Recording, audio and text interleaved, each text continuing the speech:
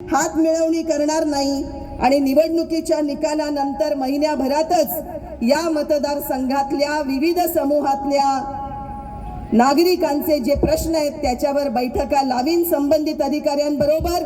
पेंडचे प्रश्न आत्ताच नंदाताईंनी मांडलेत। आदिवासी समाजातले आपले बांधव इथे खूप मोठ्या प्रमाणात आहेत, त्यांचे जे काही प्रश्न असतील ते समजून घ्यायला आणि विधिमंडळात ते उपस्थित करण्यासाठी ते प्रयत्न करतील असं लेखी आश्वासन आपल्याला दिलेलं आहे।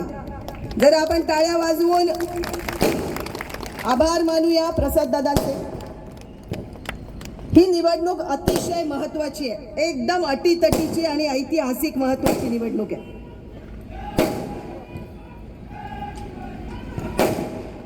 या निवडणुकीमध्ये आपण फक्त एका मतदारसंघातून एका पक्षाच्या उमेदवारांना निवडून देत नाही आहोत। ही लढाई महाराष्ट्राच्या स्वाभिमानाची लढाई आहे।